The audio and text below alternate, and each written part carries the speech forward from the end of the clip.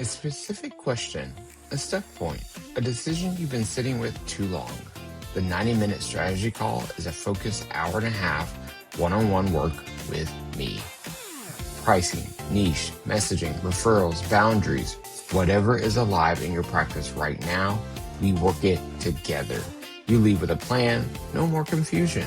Direct, focus, real strategy you can act on this week.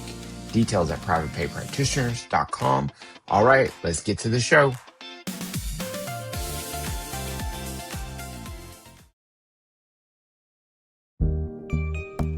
Hey y'all, it's DJ, and I'm back for another Private Pay Practitioners Premium episode, and I have another fabulous guest. Amanda Chenkin is here. Hello, Amanda. Hello, thank you for having me.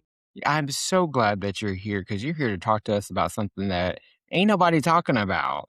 Uh, but before we get in there, Amanda is a licensed professional counselor and a certified career counselor based in Baltimore, Maryland. Hello. I know we have several private pay practitioners up in that area, so that's fabulous. She specializes in career trauma and sits on the board of directors and trustees for the National Career Development Association. Welcome. Thank you. Yes, I'm excited to be here. Yes. And, you and I connected because we want to talk about career trauma. Yes. Now, the people probably hadn't heard about it. They can probably figure out what it is, but I want you to tell Mhm. us. Yeah, so we know the definition of trauma, right? Um, and that trauma happens at work. So when we think about the environments we're in, workplace dynamics, um, pay and position, um, right, boundaries, expectations, all of those things can lead to trauma in our career. Um, so, you know, we know that um not being able to meet basic survival things like shelter, food, um, those kinds of things can be traumatic, right? Those add to trauma. So if we are chronically underpaid in a job, well, that might be career trauma. Yeah. Um, right? Not being able to access better pay, that could be career trauma. Experiencing bullying, harassment, macro and microaggressions, the isms in the workplace, right? Like those happen outside the workplace and they happen in work, in career, and could be labeled career trauma potentially. Okay. Well, before we go any further, I'll just say I am a career trauma survivor. Me too. Me too. Okay. Oh my goodness. So your practice is built around supporting folks who have experienced career trauma. Yes. Yes. Okay. Tell us about how your practice is set up. Mm, Is that virtual? Is that in person? And then also, as a career counselor, or I imagine that you are private pay. yes. So I do in person and virtual uh uh client sessions. Being located in Baltimore, I've got a nice little I share an office suite with a great pack of therapists who are all private pay, and Yay. we share a little suite. It's amazing. Um and so yeah, so I do that. I've built my practice. I've never really I've There was like a micro moment when I accepted insurance as I was trying to transition. Um, and because my work is so integrated, right? Like career work is also mental health work. But insurance companies don't see it that way, right? Career counseling is a Z code if you look at the ICD-10. And so I built my practice as private pay because I did not need anyone coming after me, even though I could make the case for medical necessity, right? Right. Right. Um, I was just not going to be worth my while. And having been chronically underpaid for my work for a lot of my career, um, building a private pay practice is my way of being able to earn the money that allows me to be able to live my life. Yeah. Yeah. That's so important, and I'm glad you mentioned that about the Z code. Um, the insurance companies, they just don't care, right? It's Mm-mm. just like insurance not paying for couples therapy. Like, why? Why not? Mhm. Crazy stuff. So people find you when they are experiencing what kind of symptoms, what kind of place in their life are they saying, "Hey, Amanda, I need help." Yeah, so, a lot of times it's I'm feeling stuck. Okay, Like, I've I heard that don't know, like, before. something in life, like, I feel stuck, I've been stuck for a long time, I don't know how to make a change. And sometimes it's a big change, right? But a lot of times it's a little change, when it comes to particularly being stuck in paid work or career, that can look a lot of different ways, um, you know, and given the current system in which we are trying to operate, sometimes we can't leave our job. Right. So we're navigating living the potential trauma day to day, right? Like if I'm forced to go to the office when really I could telework, but trying to change jobs doesn't I for a lot for lots of reasons, I can't really do it. Like for a lot of people right now, it's benefits. I Yes, get that's a huge healthcare, one. right? Right. So if I make a move, am I gonna have healthcare as good as the next place? So when people come to find me, they're just swirling in this space of like something I'm done, I'm burnt out, like something needs to change. I feel stuck. So we're not really labeling it like people again, right? Like career trauma, people are like, huh? But if I've been laid off, so the other thing that people might come to me is because they've been laid off, right? Okay. Which might be traumatic for folks, right? That could be labeled a Yes. career trauma.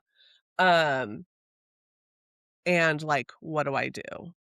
Right? Like or I've been working and I'm stuck and like something's gotta shift. And usually in there, it's not always trauma, but there's often flavors and elements. Yeah, yeah. So, would you say your work is integrated? Like Mhm. you're not having a separate career counseling session versus a mental health counseling session, or are you? Um, yes and no. So it depends Okay, on the tell us. client, right? Okay, So my love, like the work that I really enjoy doing is that integration. Um, and that and when we talk about it maybe being separate, um, career counseling, I'm probably still using a mental health lens as we navigate like um, a job search. So again, I live in this very gray space. Um, and oftentimes people will come to me and say, like, I have a therapist already. I need the career piece. Okay. So we outline the scope and a lot of times there's overlap. So I'm really clear about like when overlap happens, what we can do. Um, but career counseling is more than resumes. It really is getting underneath to what's my story, what's my vision, how is it integrated into my life, right? Like it's so not separate from mm, life. Like we no, live in a yeah, you're world right. where they truly are together. How often are we like at home thinking about work things that need to be done and vice versa? So, when somebody comes to me, I'm very clear about what their goals and expectations are. And with that, then we may have a separation and just do the career work. And if we're bumping up against like anxiety, for example, right? And they already have a therapist, we might, we might have that conversation.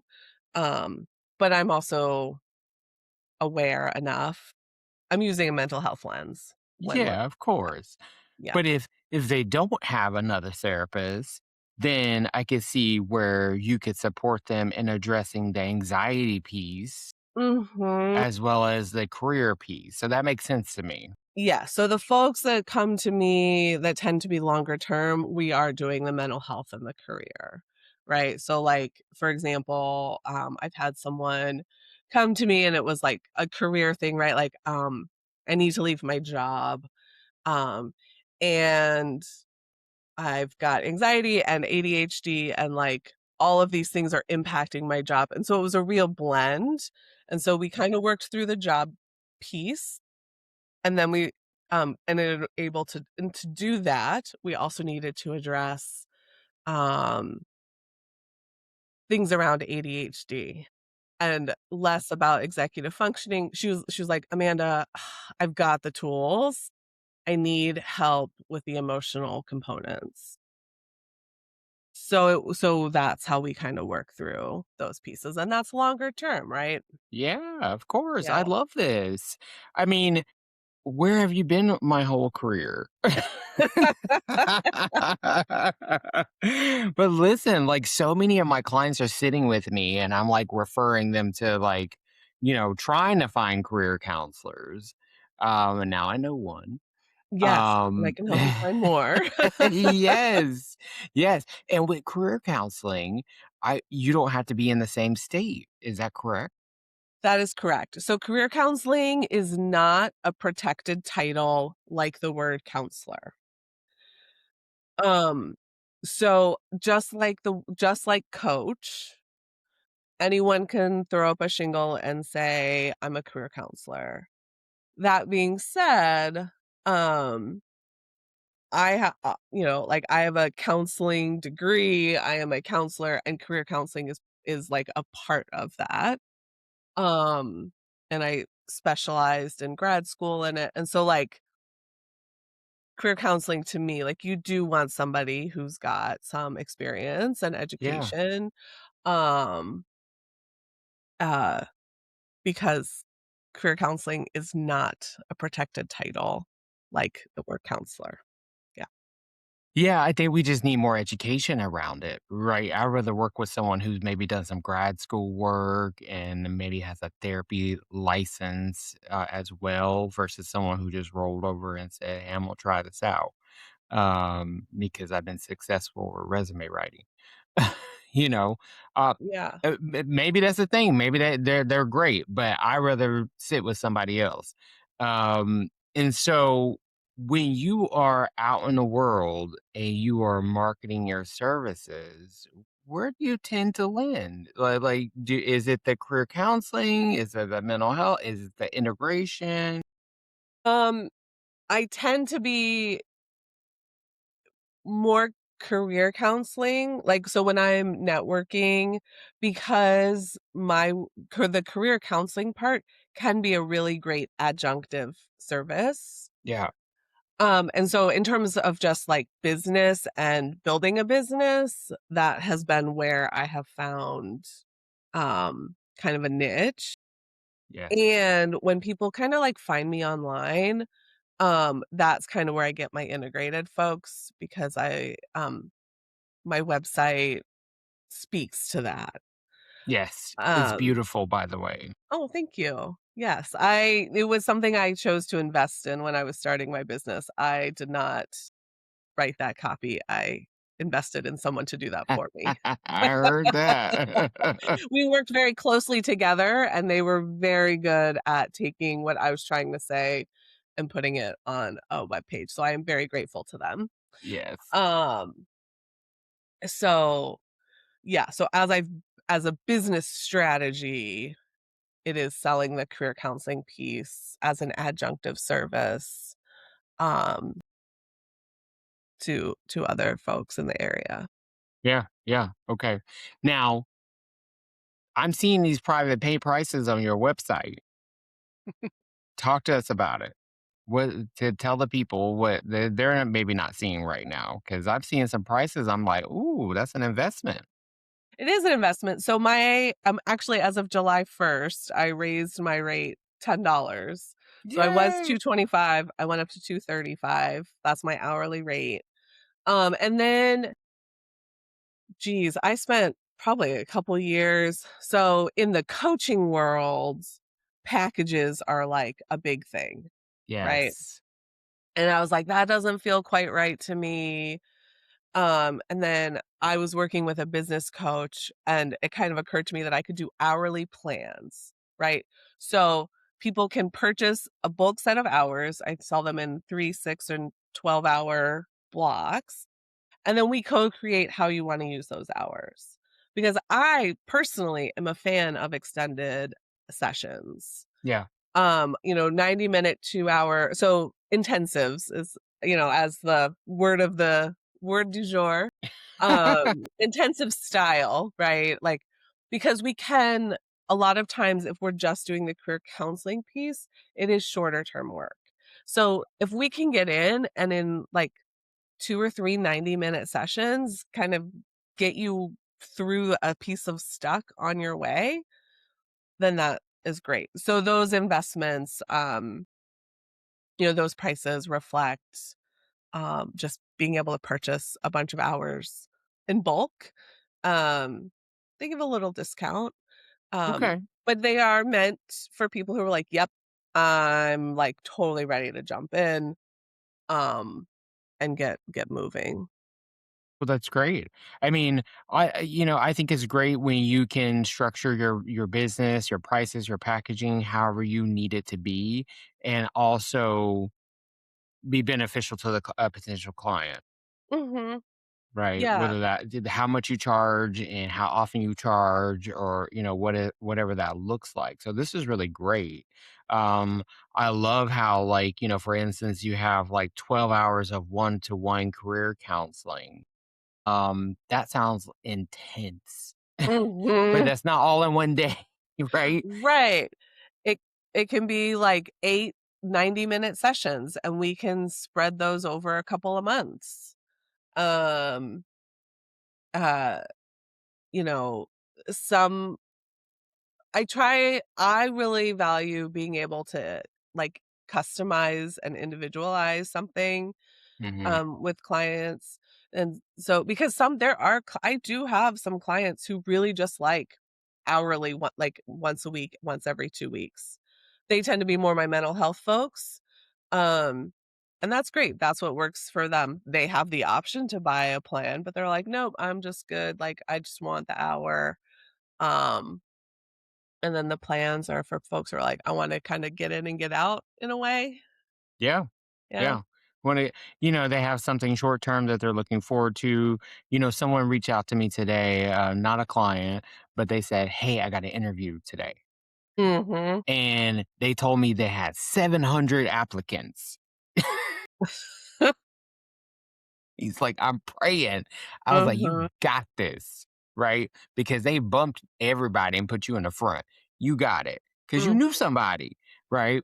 Oh, yes, that's And great. so, yeah, that's short term, right? If they were going to do some career counseling, some career coaching, that's probably short term work, right? Mhm, But then I do have clients who maybe have lost jobs or are looking to make a shift. That's more longer term work, I think, mhm. because they don't know what they want to do. Yeah, and sometimes it not knowing what you wanna do is longer term. Sometimes, I mean, there are some really great interventions and models to help kind of, move that along. So I love a narrative approach. I Okay. love storytelling, and there's a really great, narrative intervention tool called the career construction interview. And it's comes from a career development theory called, career construction, although I think more recently the name has changed. It's evolved, but when I learned it, it was the career construction theory. The person who developed it, his name is Mark Savickas. Um, anyway, so it's, an intervention that gets at, our agency and efficacy, um, kind of how we're, um what's important to us, how we're viewing a potential transition, like our script, um, Yeah. and it really gives the opportunity to write a new script, and it can be done within a few sessions. So that's the other part is I love talking to other clinicians because all like, none of this is, like, rocket science. Um, and, we don't if you go to a counseling program, you get 1 career development course. If you go to a social Yes. work program, you probably don't get any. Yeah. So, we don't, as a profession, treat it as, um, as important as it is, and how many times have you had a client come in and talk about how work is affecting their mental. Every single last one of them, and then they be wanting you to fill out paperwork Yeah. because they need to take a sabbatical, they need to take a break because these places be running people ragged. Yeah. So, I also really love just doing, like, consultations with clinicians because I can like, there are tools that w align really well with counseling models and theories that you're probably already using. Like, career construction aligns really well with ACT. Okay. Um, so right, like, I just think of them as, like, overlays, like, there's layers, and as we conceptualize clients, it's just another set of tools in the toolbox as we work with clients. Course, yeah. And I love that you just have it on your website. Like you do consultations with therapists. You have it already set up there and it's a paid consultation, people. Um Yes. d- uh, yes, don't be calling Amanda talking about a free consultation. It's a paid consultation. Okay. I think that's fabulous to just call that out, right? I Mhm. just noticed you had a dog behind you. Oh, yeah, that's my, I call him that's my supervisor, Oh, um, okay. and his name is Leon, and he chooses to sleep through all of my Leon. sessions. Listen, I thought it was like a blanket. And then he moved. I was like, "Oh, No, that's it's his funny." afternoon nap time. Yes, I understand. This is fabulous. So I do have some questions for you. Yeah, let's get into it. Now, you've been a member of the private pay community for how long? Ooh, well, probably since 2022. So, Really? 2022 is when I made we moved across country back to our home state of Maryland, and so that's when I took advantage of building a practice basically from scratch, Mhm. and so I was trying to get into all the private pay things I could, Yeah. um, and a colleague of mine suggested it. I love when people get referrals to my group. Okay, so 2022, maybe you came in. I think so. Now it is 2026. You have seen some things, right? So the people in the group are burning out and spinning out. Not everybody, but some of them, right? Because the insurance, some of them are still hanging on to the insurance. They really feel like the insurance is like going to get them what they need. And, Mhm, part of my work is like, here's the mirror, right? What are you getting? Kind of reflecting that back. And people are holding on, I think, sometimes for dear life. What would you mhm. say to a therapist who's coming to you saying, I don't know what to do with Yeah, like making this pivot? yeah, into private pay. Well, there may be some bits of, like, um are we having some reenactments happening in terms of trying to hold on to something that's not serving us? Also, from a systemic level, like, we can each, do our own thing, and are we collectively trying to advocate for ourselves and change the systems? Um, I think something that I've always been curious about, and I haven't dabbled a ton into this, is, right, it's really hard for us to unionize because 'cause we're all so independent. It ain't gonna happen. It's against the law. Yeah, so that's unfortunate. Um, but how can we change our systems? And one way is to opt out of the insurance system, and we can still make our work accessible, right? So I think an argument I hear a lot is, like, being accessible to people. Yes. right? Especially when people find out what I do, they're like, "Oh, why aren't you like why are why do you cost so much?" I'm like, "Well, hold on. Um, I do things in other parts of my life that um help, like where I provide services, right? Like I'm part of my national association. And actually, if you want some freebie learning stuff, I've done some podcasts and webinars over at the National Career Development Association. And so if you're a member, like you get that stuff for free. Nice. Um, right. And like with clients, like I hold a space or two for pro bono.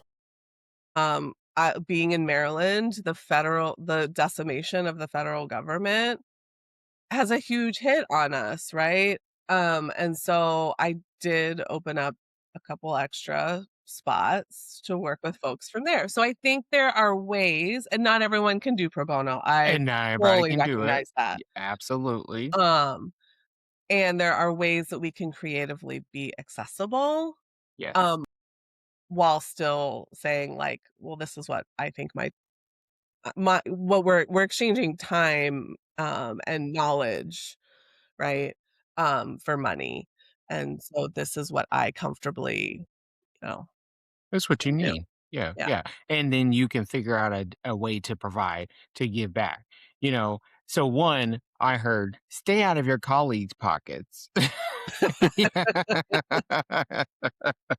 Because I ran a whole series on stay out of your clients' pockets, but stay out of your colleagues' pockets because you don't know what I'm doing over here to help, ease the tension.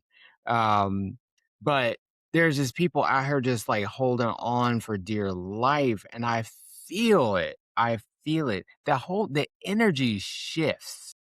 The energy shifts, I'm like, y'all in the private pay group, we supposed to be focusing on the private pay, and you leave in the insurance companies. And I think the way that we, create change is, 1, we leave the broken systems, and 2, we tell the clients about why we're leaving the broken systems. Mhm, There's just so many people not willing to be transparent with their clients about the struggle that they're having getting paid, mhm.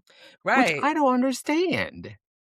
Well, because I mean, I don't understand it, and when I think about it like an explanation, right? So, career trauma can also be is often very intertwined with financial trauma. Mm, And so when we're thinking about like, insurance and like this is what I've been like this is the belief system that I have been handed and oh my gosh, am I going to do something totally different? Like we're asking ourselves to like leave something that's safe even when it's not good for us or yeah. not helpful to us. Um and so yeah, thinking about leaving insurance and that it doesn't have to be all or nothing, right? Like there can be like a spectrum and that you do need to do what's best for you. Um so how can you just like start the process of untangling the stuff that the emotional stuff so that you can figure out what the best path is for you. Um Right. because there Yeah. are many. We don't all have Sure. to do it the same way. And I think we all do it differently. Mhm. I did something that I would never recommend somebody do. And that was just like I said, well, F y'all. And I left. And didn't have enough money to make it make sense.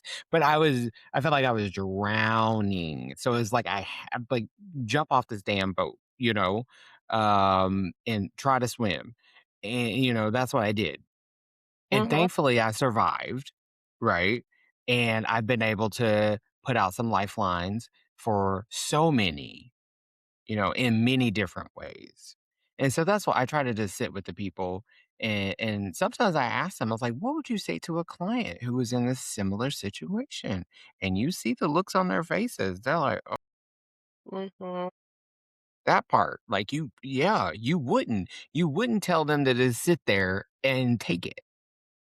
Right.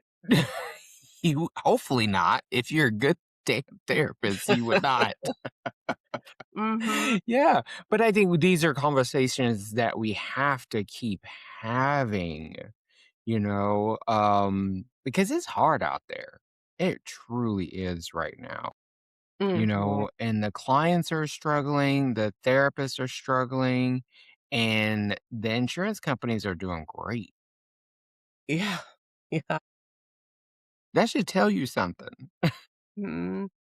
I do hope, uh, and I think that this is me having to hold on to some shred of something, because I can be very cynical, um, but I think we are at a moment in time where kind of the population as a whole, or maybe eyes are starting to really become open to how these systems have just been crushing us for, well, since the beginning. Since the Um, beginning. and so who they are built to serve, and they're, built to serve shareholders. Um, and so I think this is even where, like, maybe I can't, you know, I'm I can't quite get off insurance panels, but, like, I could do some advocacy work, right? Like, I can get Yes. involved in, like, some other places that help elevate, my profession, right? Like, recently there was, well, I've already put it out of my mind, but, the feds were wanted to make a rule where counseling social work were not professional degrees, right? And so it took 2 minutes to submit public comment on that. That's a form of advocacy and a form of action we can take as maybe we're trying to figure out, like, how do I leave insurance, or untangling all of those things for ourselves. Mhm. And I get it. It's overwhelming. Sometimes there's, like, too many options, Mhm. right? And I think we can get paralyzed, these systems, they're meant to try to confuse us, Mhm. and keep us stuck, just like the clients. The client's like, "I gotta use my insurance." I hear you, but your provider might not get paid, Mhm. you know? Mhm. And I think we've something that I've been really struck by, and it's, I think, like, early on, was that, um, kind of the opposite of, like, what if I fail? Like, what if I succeed? Like, there are lots of people out there who understand and who are willing to pay. Um, Sometimes they just need to, like, well, they just need to know that you're there.